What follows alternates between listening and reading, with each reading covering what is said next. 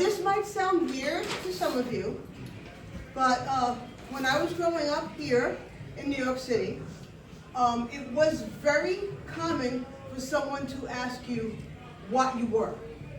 And that did not mean what you did for a living or anything like that. It meant, no, what are you? What are you? As in, like, where are you from?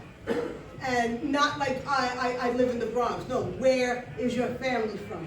And you would hear this all the time. You'd be at a party, and you'd be like, oh, hi, blah, blah, blah, my name is blah, blah, blah, where are you from? Where are you from? What are you? What are you? And then it would be like, oh, hey, I'm Italian and Irish. I'm Polish and Greek. I'm Korean and Japanese. And then I'd be like there, like going like, because I knew that my turn was going to be next. And when they asked me, where are you from? What are you? I would have to say, I'm Puerto Rican.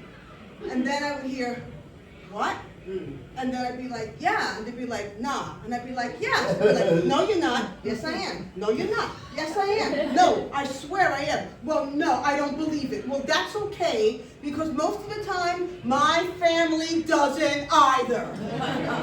Because I am the light-skinned, freckle-faced, red sheep of my mixed-race family. I am the one who doesn't dance salsa very well, because my dancing is like this. Yeah, punk, you know. I'm the one that doesn't speak Spanish very well. Me gusta come chuleta, abuelita. I'm the one who never really fit in. And at this point in my life, you know, everybody knew it, and I was fine with it. And to a certain point, I just stopped talking to certain family members. And you know, life goes on and on and on. And then a few years go by, and a friend that I had made at one of my first jobs, she was here on a visa. She was French. And she moved back home to Paris because the visa ran out. And that's what people do, I guess. I mean, now it seems like everybody overstays. But like, no, her visa was done. She went back. And then the next summer, she wrote to me and she said, you want to come and visit? And I was like, hell yeah! I had never been out of the country before. And when I told my family this, they were like, why do you want to go to Paris for? They don't like American people. They hate Americans. And I was like, well, if nobody in New York thinks I'm Puerto Rican, who's going to think I'm an American in Paris? And I did not think any, and you know, then I had to go, of course, go get my passport. And to be honest, I really didn't think about what it meant to get a passport until I was like actually going to leave the country. And then I get the passport, and it's got, you know, that eagle stamp on it, United States of America. And I'm like, oh, this is the real deal. And I guess it kind of hit me that I was going to Paris as an American and not like some redheaded Puerto Rican misfit from New York City. So I go to Paris, and and my friend meets me at the airport with her keys to her apartment, because her job had called her unexpectedly to go to a conference in Lyon, and I was going to spend 5 of the 7 days I was going to be there solo, by myself. And she goes, here's, I can't do a French accent, I'm sorry. Here is le map of le metro, and you would be fine, and I will come and see you on Friday. And I'm like, okay. Now, I had done my due diligence. I had struggled to memorize at least 50 words of French, because I figured that if, you know, people would be understanding if I made some kind of effort, you know. But like I said, I'm not really good with languages. Like I really don't even speak English. Well, I kind of speak some this New York Spanglish language, and I soon learned that nobody understood what I was saying with my mangled French that sounded like a New York squawk, like from Carmen Miranda's voice or something. And you know, you need to be understood, because I'm by myself and I'm trying to get around. And except for bonjour, you know, merci, ça, in desperation, I start speaking Spanish. Because I have no fucking choice. I need to know where the bathroom is. You know, how much does this cost? And this miracle kind of happens, because like, a lot of people in Paris spoke at least a little bit of Spanish. And without a critical family member to like judge me, like put the accent or the inflection in the wrong place, I was speaking Spanish better than I ever had, and I'm like fluent. I'm like, well, where are these words coming from? And when I didn't know a word in Spanish, I would just throw in some French, and I made this whole new language that I called Spanish. And it was great. And I was by myself for 5 days, and it was great. I mean, oh my God, I don't think I ever drank so much in a week in my entire life. And like, there were bars on the roofs of department stores. There were bars in basement clubs. There were bars in the street. It was like bars everywhere. It was like, wee, Chardonnay, wee, Chardonnay. It was great. So anyway, my friend Nadia comes back, and she feels so bad that she left me alone for a week. She thought I was going to be like all depressed and everything. And she's like, and I'm wearing like this new scarf. I have like this new eyeliner. She goes, oh, Michele, you look fucking French. And nobody asked any, thought I was American. Nobody even asked me. And I was like, well, this is great. So she feels bad that, you know, she was gone for 5 days. So she's taking me to this restaurant in the Latin Quarter, which is like one of the oldest arrondissements. And because I had this thing that I wanted to get, she wanted me to, I wanted to have like classic French kind of like, you know, like fancy food. And she says, oh, you must get the lapis moutarde. It's going to be so good. So anyway, so we go to this place, but it's kind of like touristy. And I was going to like these hole-in-the-wall places that were great. I mean, I knew what a Turkish toilet was, you know, everything was great. And then this is kind of like touristy. It's kind of like, I'm going to say it's like the Carmines of Paris. And the reason why I'm saying, and then Nadia, I think she thinks that I'm going to be comfortable there.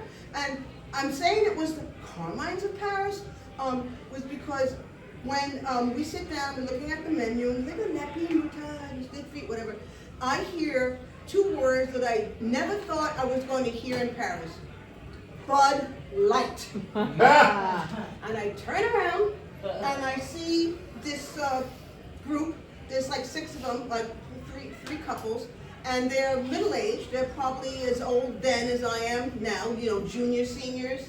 And they are not New Yorkers. They're not Californians. They are from, I'm going to say, somewhere in the Midwest or South, kind of, because they kind of talk like this, right? And they're having an argument with the waiter. And I'm looking at them, and you know, meanwhile, I'm wearing black, and I have my green scarf, and my lipstick, and my winged eyeliner, and they're all wearing like cartoon character t-shirts, sports caps, new white Reeboks, and acid wash jeans, and this is the year 2007.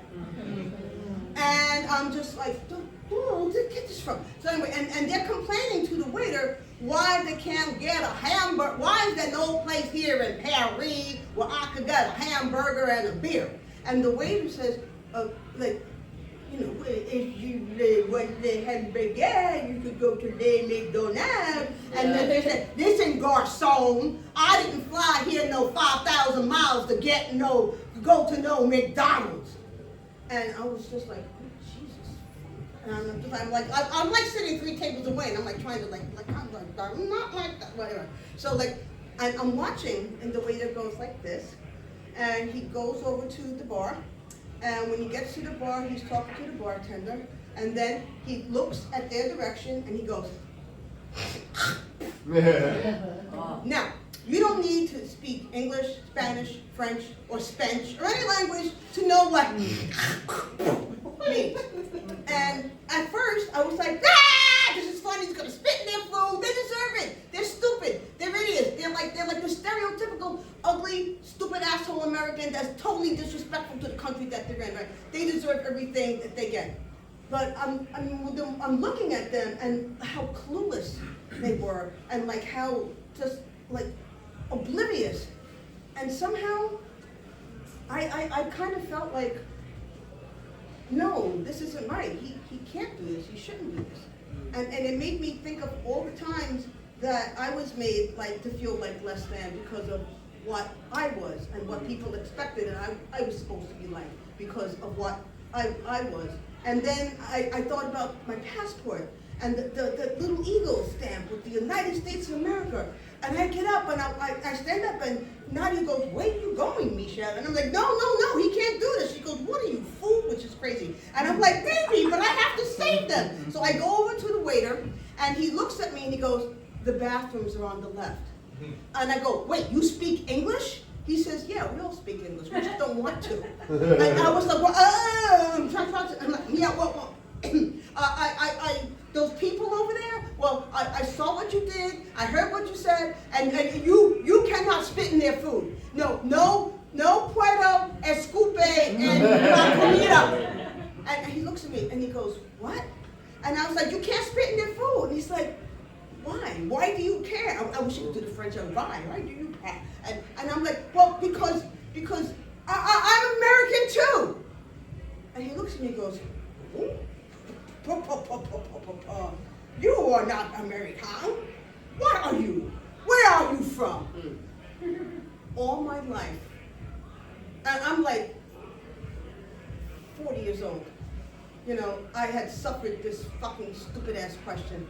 And there was no time for us to open the bottle of Sancerre and for us to sit down at La Maison de Tebel and for me to tell them about the island of Puerto Rico and the gorgeous mosaic and being from the Caribbean and all the cultures and religions and people that went through them, put all their DNA in a blender and you word it out and what you get is me. There was no time for it. So I'm like thinking all of this and he goes, "What are you? Where are you from? What are you?" And I'm just like, I just went, I'm from Brooklyn. And he looks at me and he goes, "Brooklyn is not America." And he turns around and I go back and I sit with Nadia and the food is there and it's like horrible. It's like dry and burnt and overcooked. And Nadia goes, "You want to go to Les McDonald's?" And I said, "Yes, let's go." And French McDonald's is like so good. Oh my God. So, whatever the takeaway to this story is that travel, go places where you still fucking can. Like try, And like when somebody asks me now, like what I am, where I'm from, I just tell them now and forever, I'm from fucking Brooklyn. Let them figure it out. I have.